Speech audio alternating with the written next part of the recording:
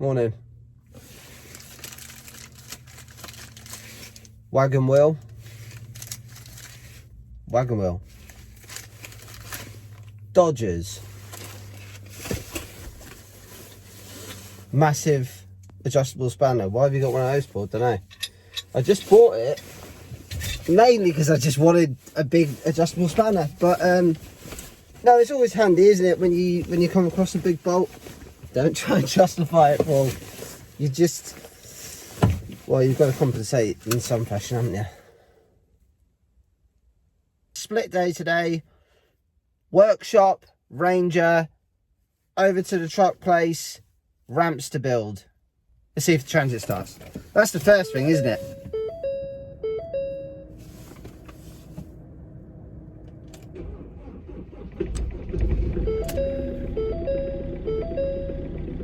Oh, there's a big cloud of smoke behind me. It's fine. I told you, if I ever sell this van, it starts first time every time. It's clean as a whistle. Tyres are all good, good tread. Brakes, they're good. The turbo, it's all there. Engine management light, it works. I can tell you that.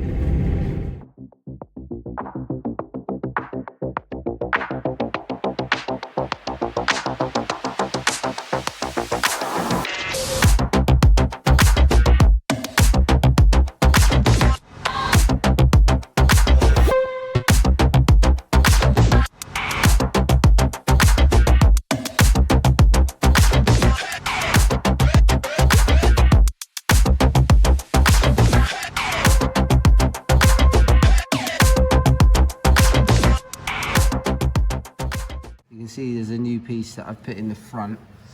This is all, well, as you can see. Now this isn't so much of an issue, right? This is double skin. There's a skin on the other side of that, which is also rotten. It's not so much of an issue. I think what I'm going to do is going to end up cutting this here, go around here. This is all fine. This is solid here, even behind it. So I'll cut round this bolt, because this is a bolt for a little hanger on the other side of it in the engine bay. Cut around there and basically just cut some of that out, and I'll replace this, double skin it. That's fine. This is the annoying bit.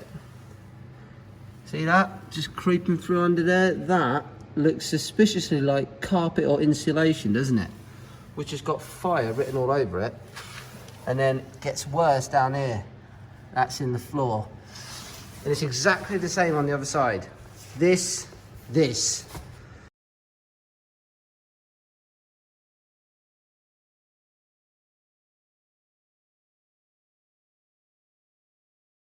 My idea is that rather than double skin this, because I don't want to get up inside there,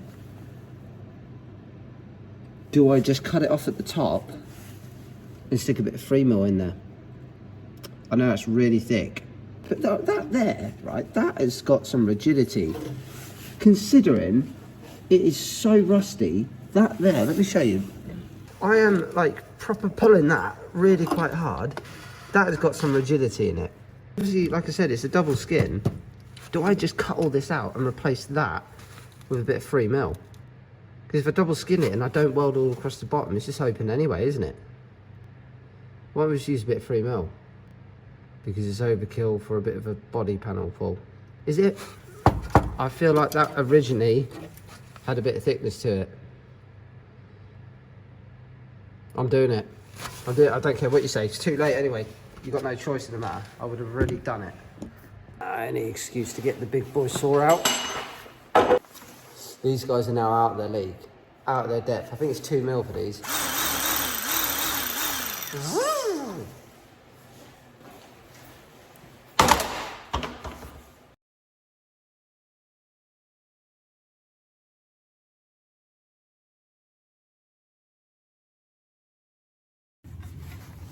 You didn't put the fold in on the wrong side, did you, Paul? No.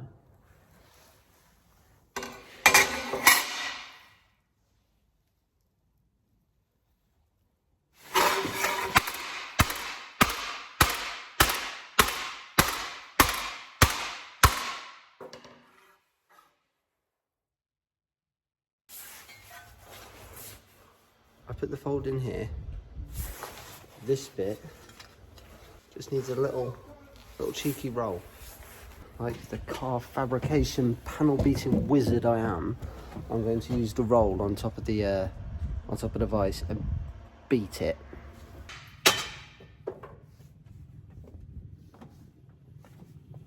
That might just cut it. Let's have a look. Obviously, this bit here, where she comes round, I'll just cut into, yeah, straight through the spray pipe. Yeah, that's what I meant. Just to follow the curve. And obviously I'll hug it tighter as I tack it. But ultimately, that actually fits quite nicely in there. It might look flat, but it's not. It comes out and then back in again.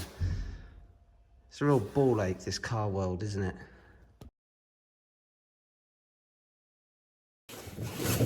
Well, people, I didn't catch that on camera, but I'm just about to leave the workshop and transit won't start. But it's different this time. It's not a battery issue, it's just turning over. I'm just going to leave it a minute so I don't burn the starter out, because I tried it a couple of times and it just keeps turning over. So instead the pasta bake will take priority for the next few minutes. I'll touch base with you in a moment and we'll try that again. Right. That was bloody divine. Ready?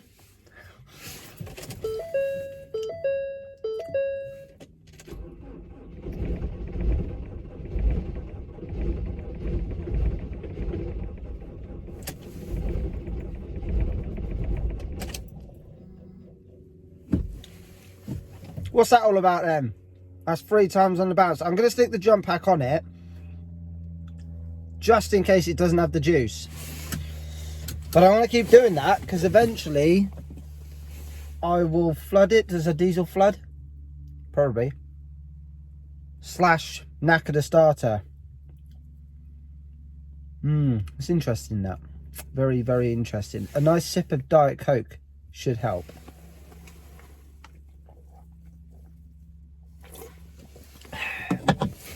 Time for the jump pack. Oh, Jesus. Right. Oh, it's all good fun, isn't it, eh? Come on then.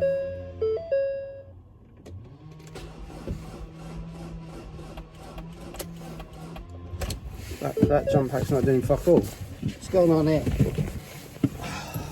Come on. Windscreen wipers are going. Oh!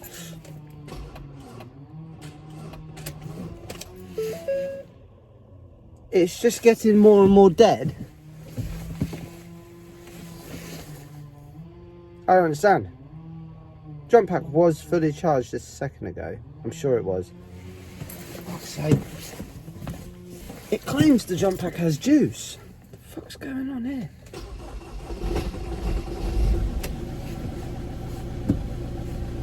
Hey, I wasn't worried.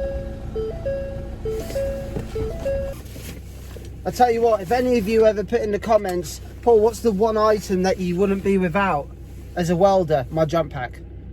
That's the answer. I can pre-answer that one for you. Without the jump pack, I wouldn't be able to get anywhere to weld it in the first place. You could just buy a new battery, Paul. We've said this, and I will do it, but trouble is, I do these videos most of the time daily, which means it's not actually that long since the battery went dead. I just haven't got around to doing it. I just have no time. But today's going to be a busy day. I have a feeling I'm going to be there quite late doing this framework. There's always something else to do when I'm there. There's always another fix that's required, etc. And it's just which is fine. I've got no problem with that. It's a very nice place to work. They're lovely people, but I feel like I'm going to be there all day. Still, nothing a little sip of Coke won't sort out.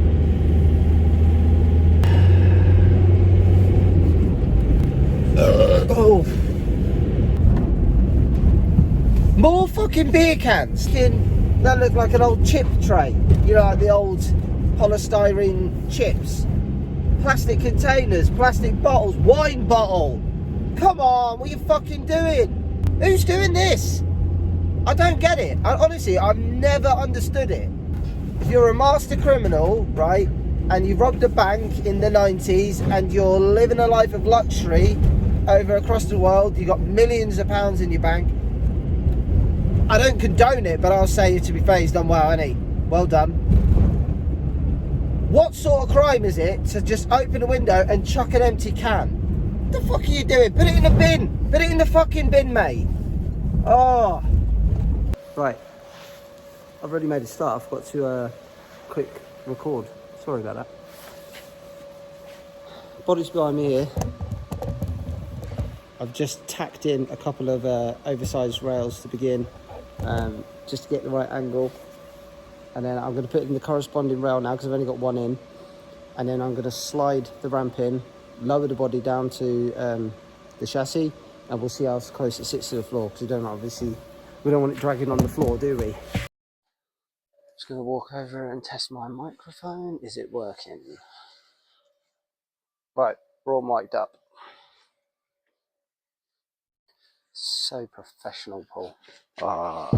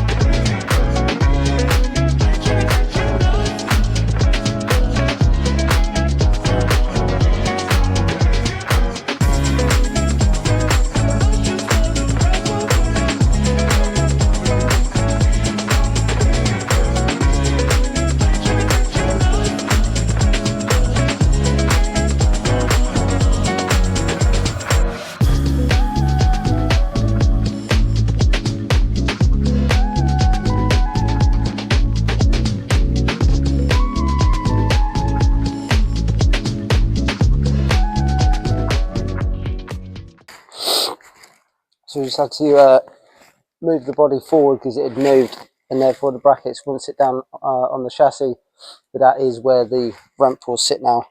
So we just get the all clear from the owner, and if so, weld on the other brace bars and fully weld it. The old winch came in handy. Know what I mean?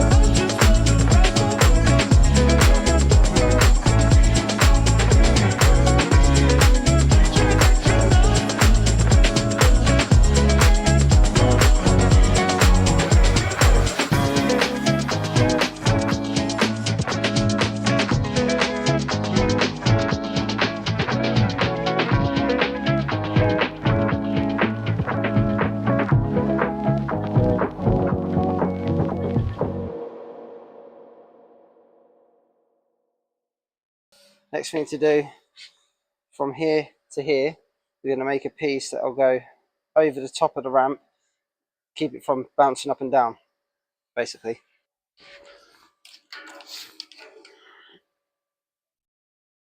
Bang on 430mm. Okay, let's go bend up a bit of 3mm sheet.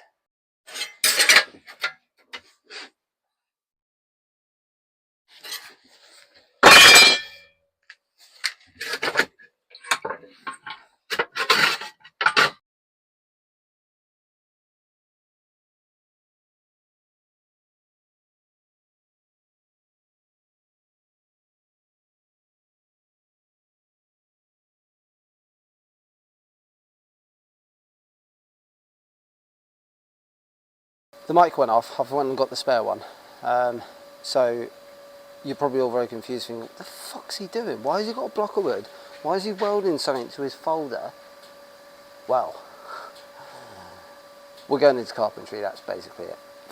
No, basically I've cut this because this is going to be used to jack underneath the folder, because the folder is struggling, and the reason it's struggling is because we're doing it basically across the full length, which its capacity is 3mm, and I've just realised the sheet I've cut is 4mm. So I'm giving it a helping hand and upgrading it at the same time. Upgrading on the job. Let's see if it actually works, shall we? Or it might all go to shit. It looks worse on camera than it does in there. I thought it would look genius. It looks really stupid now, but if it works, it's not stupid, is it?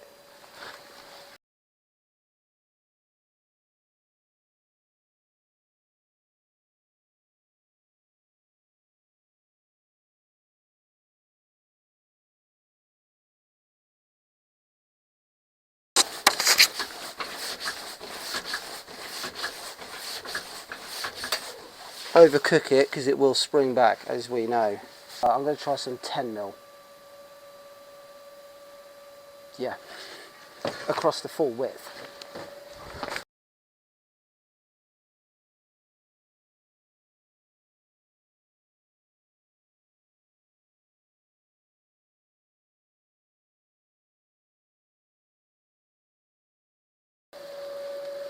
So there's a couple of bits to do still. We're not going to do them today because we're going to get onto repairing that ramp.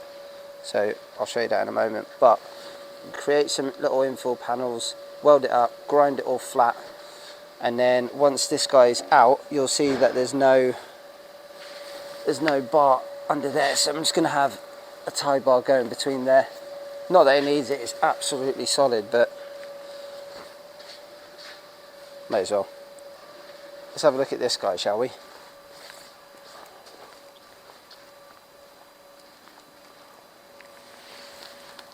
Ah, nice. That's nice, isn't it? See, it's got a nice big twist in it. Been a bit of weight go over that, hasn't there? And it's buckled.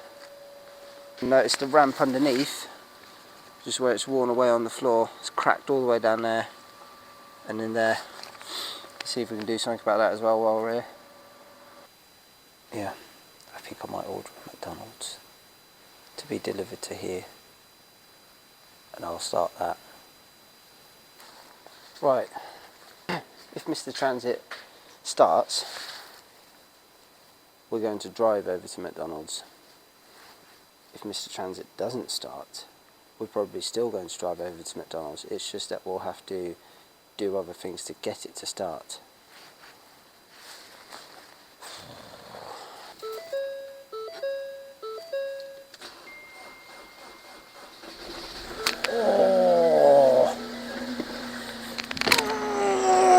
Oh, come on! Right, I'm back. That was a good McDonald's. Hit the spot, that. Oh, at least it's not really fucking heavy, eh? Jesus!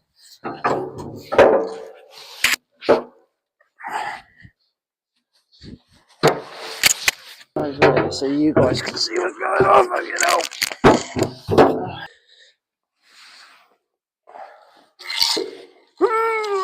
That's the kitty there. Right. Heat it, bang it, crush it, everything, get it straight, and then weld it up. And then I'm going home for a nice shower and about 9 hours of editing. Yes, looking forward to that. Should be really good. That's the damaged side there. That's where it's bent. And then this is the knackered bottom side of the secondary ramp that slides out. Piece of cake, I'll just knock that out, no problem at all. Which, if I had an oxyacetylene kit with me, would be not much of an issue, but all I've got is my little blowtorch. But I am armed with a sledgehammer, and that's probably going to be needed, let's be honest.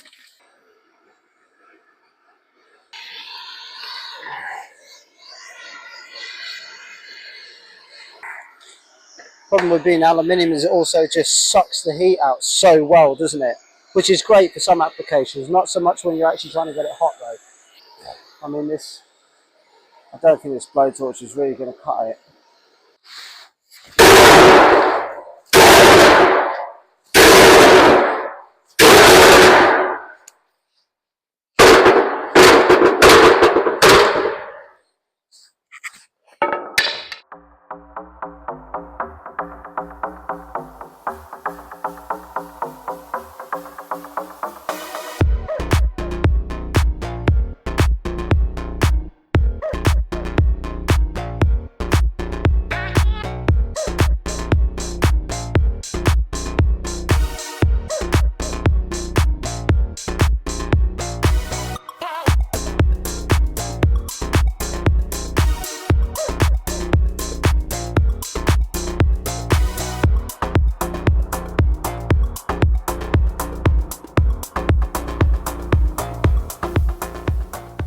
My phone's just run out on my storage has just run out on my old iPhone, which is the one that I record on because I don't care if it gets weld spatter and shit all over it. This is my phone. You're viewing me in the full 4K. Look how much better that camera is. I've never realized just how much better that is. I wonder when I'm due an upgrade. Might start using this one. Anyway, I will upgrade you guys shortly. But right now we're going to weld. So for those of you who don't know much about a spool gun, spool guns are generally used for aluminium welding, MIG welding, obviously. Basically, the idea is that you have a little aluminium spool in the gun itself, as opposed to your wire being in the machine. And the main reason is because aluminium is very soft. The rollers in there, in order to push it through, need a certain amount of tension on the wire. Now, it would be very easy to squash the aluminium wire whilst trying to feed it through a long old hose.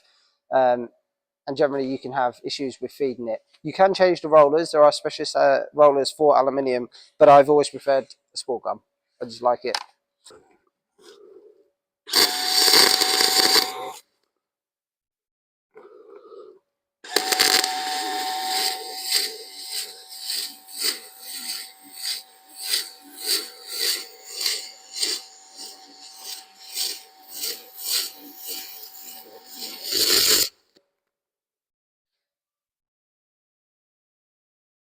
So that's the first pass. And what I'll do now is clean that up and then do a hot pass over the top of it. I'll show you that. I didn't bloody record that, did I? Well, you can see what I've done. Hang on.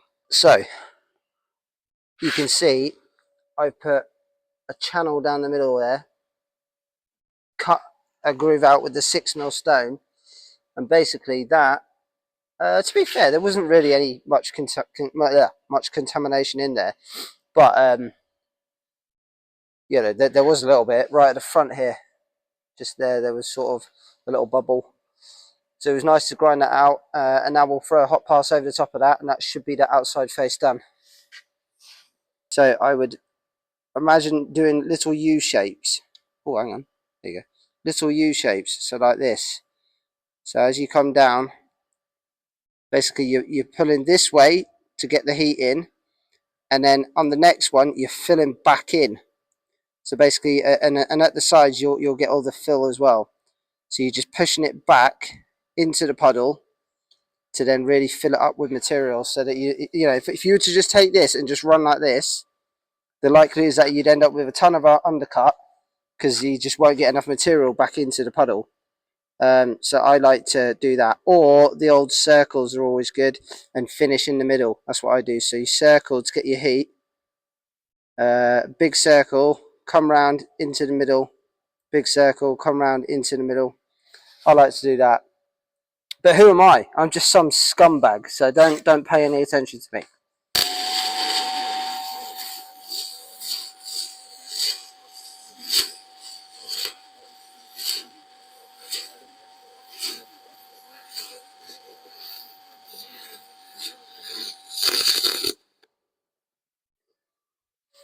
What I do like about aluminium, It's like welding in slow motion, really. It's like,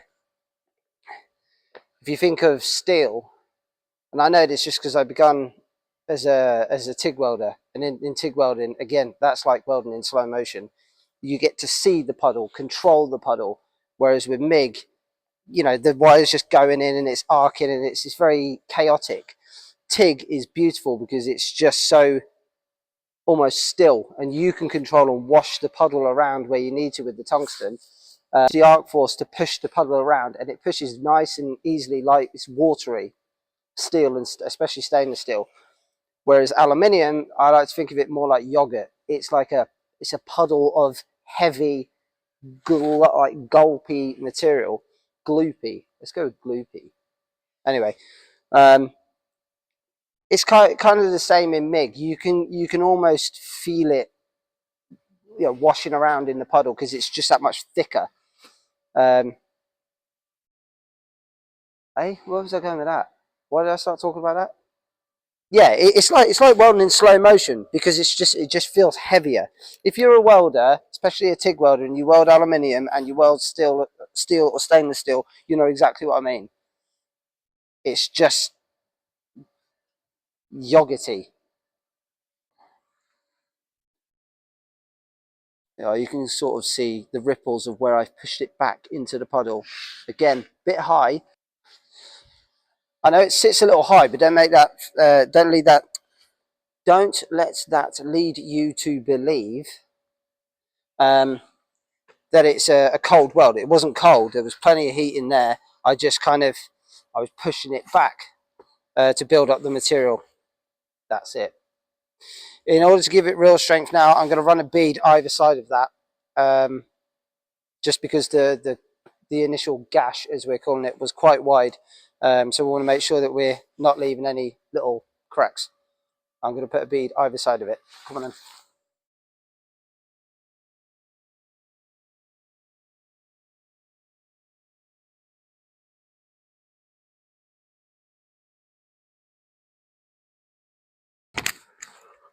This is my friend the lumper. He's good, he is.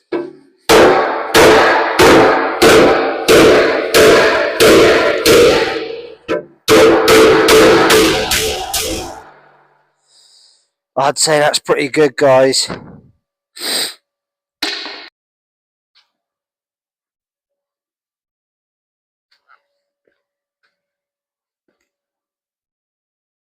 Bit lumpy, bit chunky, bit bumpy, but it's good. I'm happy with that, and I'm happy with the shape. Let's have a look at this. Oh, that's the kiddie in it, eh? I'd say that's all right, isn't it? I mean, it's not perfect, obviously, but it's fucking a lot better than it was. Can I go home now? Right then, folks. Yeah, that's it. I'm going home. There's also a chap coming on Thursday who apparently is a good friend of the owner, and he used to make truck bodies himself. He's a good fabricator apparently, and he's going to give us his say-so as to where he thinks we should cut it, because we've got to cut that body in half. I think I spoke to you before. I said the guy who previously started fabricating that thing overlooked the whole it's rather large to get into a galvanizing bath issue. So he's going to come and give us his advice on what to do with that. And if he's a nice bloke, I'll probably just take his advice and say nothing. I'll keep my mouth shut and bow to his wisdom as a wiser man. Or if he's an arsehole and he's full of himself, I'll tell him to fuck off and probably... What have I got in here? A pair of jump leads. I might do him over with a pair of jump leads. Because I'll always have those handy in this van. They'll never move. They're staying. Just get a new battery, Paul. I will. Cheers. See you in a bit.